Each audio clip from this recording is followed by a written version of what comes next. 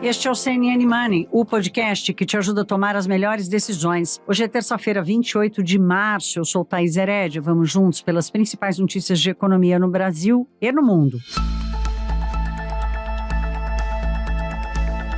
Minha gente, hoje é daqueles dias do podcast, como eu gravo muito cedinho, em que a principal notícia do dia vai acontecer logo no começo da manhã. Então hoje nós vamos tratar aqui de questões mais genéricas, envolvendo a expectativa da divulgação da ata da última reunião do Copom. Vocês vão se lembrar, o Comitê de Política Monetária do Banco Central decidiu pela manutenção dos juros e veio com uma comunicação muito dura sobre as perspectivas para a economia brasileira, né? Mantendo um grau de alarde muito forte sobre os riscos que o país corre por não ter, por exemplo, uma regra fiscal consistente ou conhecida e ter que conviver durante muito tempo com um processo inflacionário mais apertado, mais pressionado e, portanto, uma taxa de juros mais alta por mais tempo. A expectativa é de que haja algum abrandamento na comunicação do BC, porque, afinal de contas, se a comunicação, como eu costumo dizer aqui para vocês, ela é uma ferramenta que aumenta a eficácia da política monetária, ela é uma ferramenta de política monetária que aumenta a eficácia das decisões do Banco Central. Essa já é uma noção já absolutamente comprovada. Ela precisa encontrar algum equilíbrio entre fazer o alarde sobre os riscos e, ao mesmo tempo, alguma acomodação dos cenários. Quer dizer, olha, o risco é esse, o Banco Central está agindo assim para ter este resultado.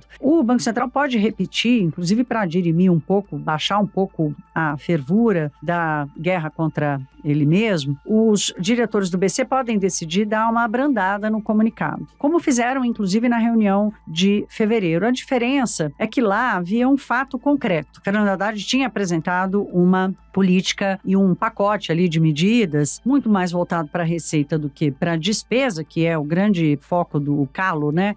Tendão de Aquiles das contas públicas, mas ainda assim tinha acontecido um fato lá. Aqui não tem fato novo. Aqui tem o adiamento e um suspense. O mercado, a sociedade em geral, à espera de Godot, à espera da regra fiscal, do anúncio da regra fiscal, que não chega. Então, é uma escolha difícil, é uma sinuca de bico do Banco Central, porque ele precisa atuar para que a percepção da sociedade como um todo sobre o seu trabalho seja do guardião da moeda, seja aquele que protege a moeda brasileira e não aquele que coloca o país de castigo, o bedel bom de castigo. A ala política do governo encontrou, inclusive nessa narrativa, nessa retórica, o instrumento de ataque ao BC, colocando o Banco Central como o inimigo número 1 do país e causador dos nossos problemas, quando a lógica não é essa. A lógica é a taxa de juros, ela é a consequência das decisões e das escolhas feitas pelo governo, pelo país como um todo. Então, essa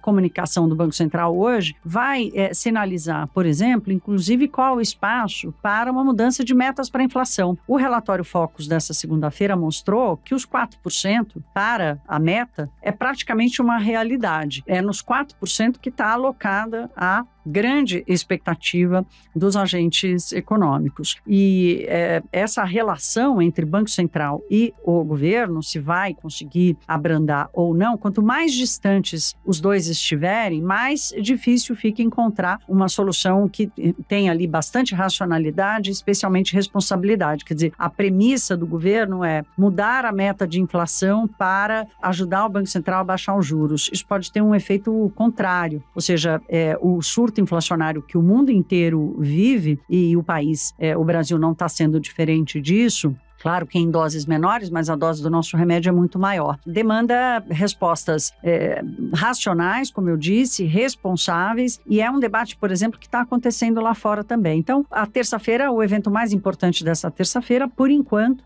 é a ata da reunião do Copom. Qual vai ser o tom utilizado pelos diretores do BC para mostrar os nossos problemas? Esse foi o tema, não só a ata, mas também, por exemplo, a mudança das metas de inflação, da conversa que tivemos hoje com o Roberto Atucci, que é economista e CEO da Om Research, e eu passo ele agora para vocês entenderem um pouco a leitura do que quem está lá fora, ele mora fora do Brasil e tem uma proximidade com investidores estrangeiros que olham hoje para o Brasil.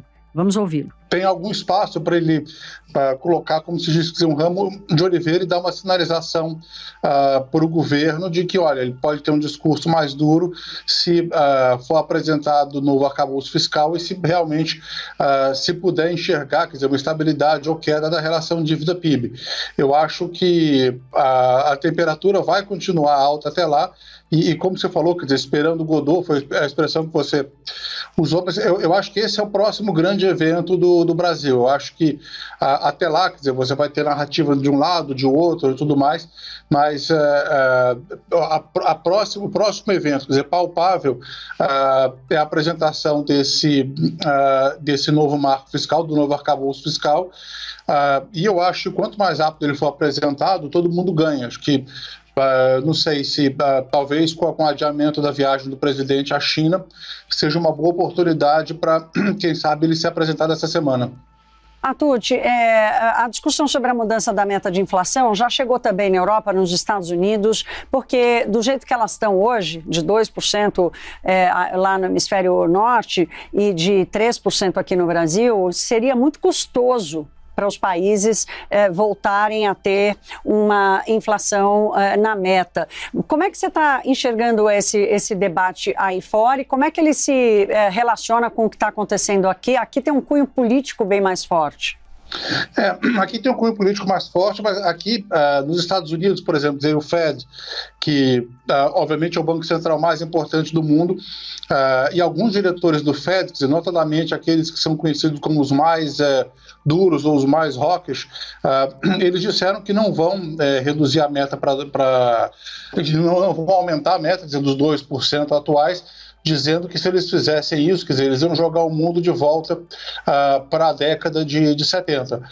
Mas isso não quer dizer que o Fed não possa, como se diz, declarar vitória quando a inflação, ou os núcleos, principalmente, estiverem próximos aí de 3,5%. Então, ele pode demorar mais tempo para buscar essa meta de 2%, que é o que eu particularmente acho que eles vão fazer, ainda mais depois, quer dizer, desse estresse bancário, mas eu acho que formalmente é muito, mas muito improvável que eles mexam nessa meta de 2%, porque se eles fizerem, todo mundo vai fazer. E aquela coisa, quem defende a manutenção das metas aqui no Brasil tem esse receio, né, do Brasil abrir mão de uma inflação menor, né, por uma questão conjuntural, né, e segurar a onda e enfrentar isso. Agora, Tucci, aproveitando que você está na Itália, você tem contato com investidor estrangeiro, você fala sobre o Brasil, como é que está a percepção sobre o país? Porque o fluxo estrangeiro fugiu da Bolsa Brasileira agora em março e já devolveu quase 4 bilhões e meio de reais de tudo que entrou no ano. Mudou ou o fluxo virou por causa da crise internacional e o dinheiro aí vai buscar mais seguro, independentemente do que aconteça no país? Eu acho que grande parte foi a crise internacional. Quer dizer, quando isso acontece, é normal os investidores buscarem um porto seguro. Se você olhar, quer dizer, no final de fevereiro, as narrativas mudaram mês a mês esse ano. Quer dizer, no começo, durante janeiro, tinha essa percepção de que, enfim, você teria uma recuperação, que a inflação já tinha chegado no pico. Depois, durante fevereiro, os números de inflação surpreenderam muito, foram muito fortes. E aí, quer dizer, isso jogou o rendimento do título de 10 anos americano, que é basicamente o que baliza os riscos no mundo inteiro, jogou o rendimento de 10 anos para cima de 4%. E depois desse pânico, desse mini pânico, quer dizer, com a crise bancária, ele chegou a cair de volta para 3,3%. Agora está 3,5%, 3,55%. Mas, quer dizer, esse movimento de 4% para 3,3% exatamente, são investidores comprando esses títulos, eles compram os títulos, o rendimento cai. Então foi esse grande movimento. E eu acho que um pouco de venda dos investidores estrangeiros, o otimismo com o Brasil se reduziu também um pouco, mas em função da última decisão do Copom, quando o Banco Central deixou claro que os juros vão ficar altos por mais tempo. Olha, nessa segunda-feira teve um evento da Arco Advice aqui em São Paulo, com a presença de vários ministros. Gabriel Galípolo, que é o número 2 do Ministério da Fazenda, secretário executivo do Fernando Haddad, fez a abertura desse evento, depois teve a participação de Simone Tebet. O Galípolo fez uma defesa da regra fiscal, sem dar detalhes, é claro, né? Está nas mãos do presidente da República, dizendo que a democracia precisa caber no ordenamento da regra fiscal, ou seja, o governo eleito precisa ter liberdade para escolher qual a trajetória da dívida, qual a regra de gastos, os limites para gastos. Na história mais recente, o Brasil tem convivido muito com essa volatilidade, né, entre o que cada governo imagina poder fazer com as contas públicas. O teto de gastos veio como uma medida muito rígida para tentar estabelecer um marco assim. As contas públicas são questão de Estado. As políticas públicas são questões de governo. Cada governo que chega precisa, sim, obviamente, executar a política pública que o elegeu. Agora, qualquer que seja a política pública, ela tem que caber dentro do orçamento. Quer dizer, o orçamento não pode ser elástico na limitação de um país que convive com um buraco nas contas públicas e com uma dívida pública já muito alta. Então, a democracia tem que caber no orçamento, desde que o equilíbrio das contas públicas seja respeitado não como uma referência de governo, mas como uma referência do Estado brasileiro. Essa troca de visão de mundo e de teoria econômica, nós estamos vivendo essa situação já há alguns anos, e isso não colocou o Brasil numa situação de equilíbrio e estabilidade, pelo contrário. Então vamos acompanhar e aguardar, então, não só a comunicação do Comitê de Política Monetária, assentando ou não uma relação bastante belicosa entre o BC e o governo federal, e especialmente, quem sabe, hoje, nessa terça-feira, o governo consegue se decidir sobre a regra fiscal. Não é provável, tá, gente? O provável é que leve mais alguns dias. Há muitas coisas aí a serem dirimidas. O mercado brasileiro conseguiu pegar carona no que está acontecendo lá fora. A Bolsa Brasileira teve mais um pregão positivo, foi assim na sexta, foi assim também ontem. Não conseguiu recuperar os 100 mil pontos. Ficou muito perto, talvez hoje, se for mais um dia positivo nessa terça-feira, recupere esse patamar que é tão emblemático. O dólar continuou se desvalorizando lá fora, o Brasil não foi diferente. Aqui a moeda americana voltou para casa dos R$ 5,20, o que tira um pouco da pressão da panela da fervura econômica e política aqui do Brasil. O que ajudou bastante o mercado brasileiro foi o que aconteceu lá fora, a percepção de que a crise bancária ela pode ter sido uma coisa muito pontual, com as autoridades tanto da Europa quanto dos Estados Unidos reiterando a segurança do sistema financeiro internacional, do sistema financeiro dos seus países, a solidez e mais a capacidade das autoridades em responder e atuar na garantia do funcionamento do sistema. Aproveitamos a presença do Roberto Atucci no Money de hoje para ouvi-lo também sobre isso, sobre, afinal de contas, essa crise bancária, ela é pontual e ela já foi controlada. Vamos ouvi-lo. Falando no caso da Europa, eu acho que a situação bancária na Europa é bem melhor do que parece, tá? E bem melhor do que os Estados Unidos. O que aconteceu semana passada foi, depois da aquisição forçada, né, do que eles chamam de shotgun marriage, casamento forçado entre o Credit Suisse e o UBS, o mercado foi para cima do Deutsche Bank. E aí, quer dizer, por quê? Porque se você olhar nos últimos 10 anos, você tinha duas grandes instituições na Europa que tinham problemas, mas o Deutsche Bank hoje é bem melhor do que o Deutsche Bank de 5 anos atrás. O banco se reestruturou bastante, está bastante capitalizado. Então, na sexta-feira, as ações do banco chegaram a cair aí mais de 10%, e aí se recuperaram ontem, hoje estão basicamente flat, e o setor bancário na Europa está se recuperando. Eu acho importante a gente diferenciar o que aconteceu dos dois lados do Atlântico. Eu acho que esse é um caso, quer dizer, mais uma vez, de uma crise que os Estados Unidos exportam para o resto do mundo. Da mesma forma que eles fizeram em 2008, quer dizer, que foi uma crise em ativos americanos, quer dizer, que foram as hipotecas, que depois contaminou o mundo inteiro. A quebra do Silicon Valley Bank, obviamente, teve algo muito específico, quer dizer, o banco sofreu uma corrida bancária e tinha depósitos muito concentrados no setor de tecnologia, mas o banco era, por assim dizer, regulado de forma frouxa. Os bancos, quer dizer, o que o Fed fez foi que os bancos abaixo de 250 bilhões de dólares de ativos, eles eram livres de algumas medidas regulatórias. O que não é o caso na Europa. Então, eu acho que é importante diferenciar isso um pouco. Sim. O setor está mais capitalizado e mais bem regulado na Europa hoje. Diante desse cenário descrito pelo Atucci, as bolsas lá fora também começaram a terça-feira no terreno positivo, né? Quer dizer, há aí uma oportunidade de alguma recuperação do mercado acionário, mas quando a gente olha para as ferramentas que medem ali a expectativa dos gestores e dos investidores em geral para as decisões de juros nos Estados Unidos, ainda não está claro se vai dar para parar de subir a taxa ou não.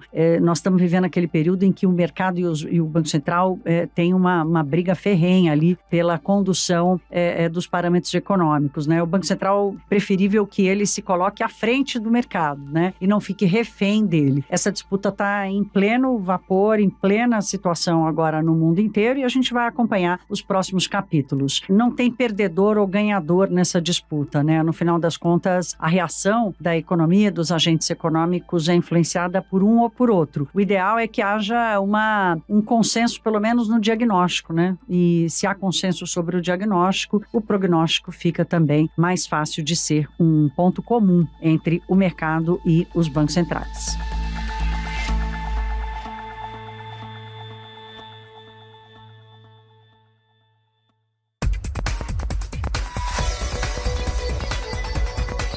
Para a gente falar um pouco de futuro, hoje a nossa querida Priscila Yazbek traz uma pesquisa feita pelo banco Goldman Sachs, gente, que soa o seguinte alarme: 300 milhões de empregos podem ser perdidos, ou seja, podem desaparecer no mundo inteiro por causa da inteligência artificial, como o ChatGPT. Essa novidade, né, que nos pegou todos de surpresa. Eu, por exemplo, não sei vocês, mas eu não tive coragem ainda de conversar com esse sujeito, não, com o ChatGPT, porque eu acho um pouco assustador, né, essa possibilidade. Mas é fato, né, assim como a robotização, a automação fez uma substituição importante de empregos, esse novo patamar da inteligência artificial cria outras, ou traz outras ameaças e, portanto, outros gargalos. A Priscila Yazbek fala mais sobre a pesquisa e fala também sobre os desafios para a gente enfrentar esse cenário. Exatamente, Thaís. O que esse estudo do banco Goldman Sachs diz é que a inteligência artificial ela é capaz de executar tarefas que são parecidas com as tarefas humanas, que produzem o mesmo resultado. Por isso, essa expectativa de substituição de 300 milhões de empregos. Eles falam de 1/4 dos empregos dos Estados Unidos e da zona do euro. Também falam que essa automação vai garantir um boom de produtividade que pode elevar o PIB global em 7% em 10 anos, mas com esse custo de perdas de empregos. Eles falam que os advogados e os funcionários administrativos correm os maiores riscos e dizem que 63% dos trabalhadores nos Estados Unidos, o estudo foca muito nos Estados Unidos, podem ter uma redução de carga com a automação, e 7% são totalmente vulneráveis e podem ter os seus empregos substituídos. Eles dizem que o resultado é parecido quando eles avaliam a Europa. O que eles dizem também é que eles já sabiam que a inteligência artificial seria capaz de substituir tarefas como, por exemplo,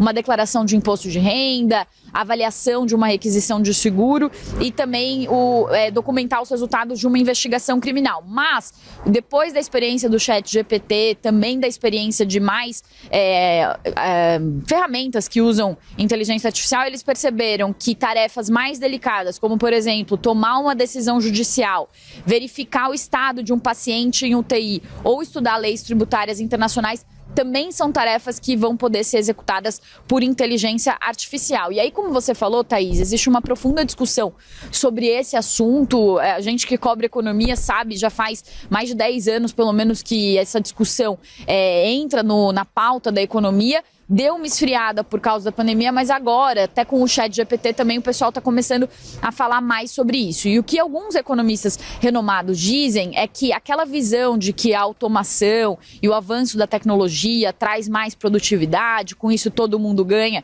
ficou para trás. Agora a visão é que, se esse ganho de produtividade não vier acompanhado de políticas para a qualificação dessas pessoas que perderam o emprego, elas não vão ficar ali com mais tempo e poder dedicar para boas atividades, para fazer uma função melhor. Elas precisam ser qualificadas para daí conseguir se recolocar no mercado. Volto com você. Tá aí, minha gente. Vocês têm medo do quê, hein? Olha, sabe profissões que estão ameaçadas? Jornalismo, editoria literária, advocacia. Então, temos todos que cuidar aqui da qualidade do nosso trabalho. É isso que a gente faz no nosso podcast do Money e vai continuar sendo assim, podem contar. O Money se despede e deseja a vocês uma ótima terça-feira. Amanhã eu tô de volta. Um beijo, se cuidem e até.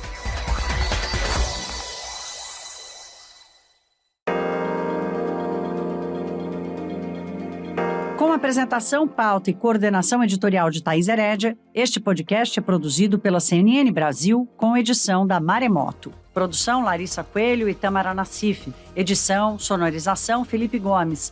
Coordenação técnica Felipe Gomes. Coordenação de produto Verônica Schneider. Você também pode ouvir o CNN Money no site da CNN Brasil. E aproveite para conhecer os nossos outros programas de áudio. Acesse cnnbrasil.com.br/podcasts.